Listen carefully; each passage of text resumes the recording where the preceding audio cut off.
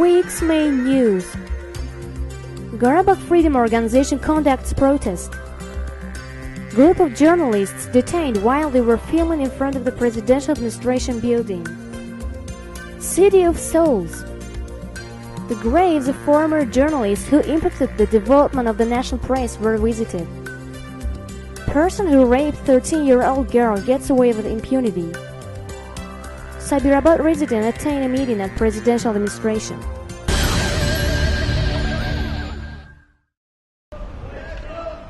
On July 21, activists from the Karabakh Freedom Organization protested at the International Committee of the Red Cross and the Azerbaijan Ministry of Defense office.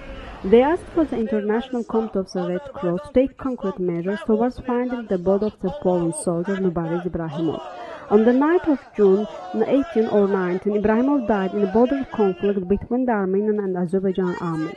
If the International Committee of the Red Cross is committed to this mission, they should carry it out. If they cannot do it, they should cease its work in Azerbaijan, said Karabakh Freedom Organization Deputy Chief Ilgar Aliyev. The protest participants fastened a lock to the door of the International Committee of the Red Cross office in Baku as a sign of protest. However, the International Committee of the Red Cross did not respond. Following the protest at the International Committee of the Red Cross office, the activists conducted a picket line in front of the Ministry of Defense. They asked for the minister to bring back Ibrahimov's body. If the soldier's body is not returned peacefully, war should begin, the protest participants demanded. The Minister of Defense and Public Relations Chairman Eldar Sabiroglu told the protest participants that he will use all available resources to retrieve the bodies of the fallen soldiers who were killed in the battle. After Sabiroglu spoke, the protest ended peacefully. Today, July 20, a group of journalists were subjected to harassment by the guards of the presidential administration. The guards hindered the journalists' work. The Institute for Reporters, Freedom and Safety and Trump Information Agency employees, Jared Gurbanov and Mehman Hüseyinov, Radio Liberty correspondent Abbas Atalay, and the Bizimyol newspaper correspondent Hacı Zeynalov were detained by the guards when they were taking pictures and filming the protests held by Sabirabad region residents who suffered losses due to the flooding of the Kur River. The journalists were taken to the administrative building of the presidential administration, where they were told that they were not authorized to record the premises of the presidential administration. All the journalists' footage was checked. Anything that showed the administration building was erased. The journalists were then given warnings against filming the premises of the presidential administration. Today, July 23rd, in the Artists Union building, Agdam Hiroshima of the Caucasus and City of Souls exhibition opened.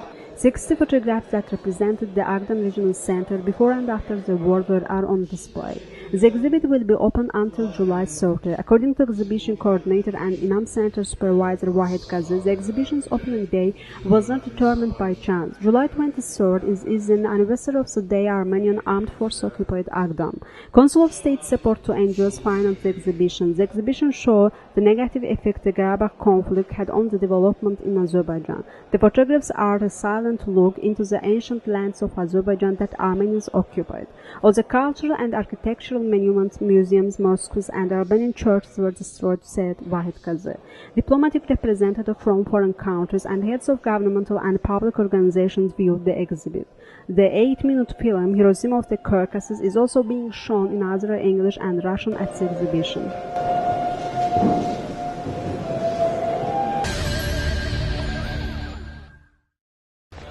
Today, 22 July, a group of journalists, media NGOs, and foreign diplomatic representatives visited the graves of journalists who played a special role in the development of Azerbaijan press in honor of its 135th anniversary.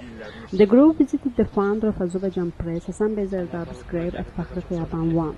The Extreme Journalism Institute chairman Drak Abbasov gave a speech where he congratulated people of the media, especially the imprisoned Gündelik Azerbaijan and Realna Azerbaijan newspapers, editor-in-chief Enilat Atulayev, and the bloggers Adnan Hajzadeh and Emin Milli. Media Rights Institute Director Rashid Hacılı congratulated journalists and spoke about Azerbaijan media problems while at Zardab's grave. Institute for Reporters, Freedom and Safety Chairman Emin Hüseyinov also gave a speech at Zardab's grave. Hüseyinov spoke about the dangers against freedom of speech and media, the persecution of people for their freedom of conscience, and the failure to bring to justice those guilty in the murder of Monitor Journal editor-in-chief Elmar Hüseyinov. The U.S. Embassy in Azerbaijan's information officer Keith Bean congratulated journalists. Bean also stated that he hoped the problems for journalists would soon be solved. The group also visits the grave of slain monitor journalist-in-chief of Emar Hüseynov and the grave of the founder of Azadlık newspaper Najaf Najafov in Fakhri Khiyaban 2. Finally, at Max Lane, the group visited graves of slain journalists from the Qarabağ War. These graves included Chingiz Mustafayev, Ali Mustafayev, Fakhrettin Shahbazli, and Salatin Askerova. اللهم صل على محمد وآل محمد. On July 24th, Shamakhı region Gushchu village resident Hacı Ağa Hacıyev held a press conference in the press center of the Institute for Reporters' Freedom and Safety and complained about the region's prosecutor's office and its unjustified prolonging of the investigation of his brother's 13-year-old granddaughter's rape case. According to Hacıyev, the girl was raped by 20-year-old Gushchu village resident Qasim Jabrailov in October of last year. Jabrailov's parents promised to have them officially engaged and married once the girl reaches an appropriate age for marriage. However, they failed to fulfill their promise of an engagement and Jabrailov refused to marry the girl. After this, the girl's parents appealed to the police. The region's prosecutor's office continues to prolong the investigation and refuses to hold the defendant responsible. According to Hacıyev, the prosecutor for the region intends to cover up the case due to his greed. Hacıyev added that if the defendant is not punished in accordance with Azerbaijan law, the family will have no choice but to punish Jabrailov themselves.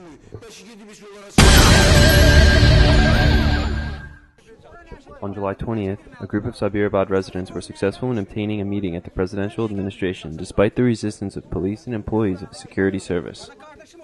There were about 100 of us. We went to the reception room and demanded a meeting with the president in order to tell him about the problems that were caused by the flooding in May. The reception demanded that we leave the building and wait for a response in the garden. A little later, 6 of us were invited in, and we were received by Dayanat Hüseynov, said Sabirabad region Geysan Beyli village resident Ilham Amiraslanov. The main reason for our dissatisfaction is that the compensation offered to us doesn't cover the extent of our losses. The government proposes to restore the destroyed houses and to pay 200 AZN to each family member. The houses that were partially destroyed will be restored and 300 AZN will be given to each family member, said Ilham Amiraslanov. These amounts are not accurate to the losses sustained because we also lost farm animals, farmland, and equipment, he said. According to Ilham Amiraslanov, at the end of the event, a decision was issued at the Ministry of Emergency Situations, Kamaluddin Haydarov, and a representative from the presidential administration will visit Sabirabad on July 21st to learn more about the situation there.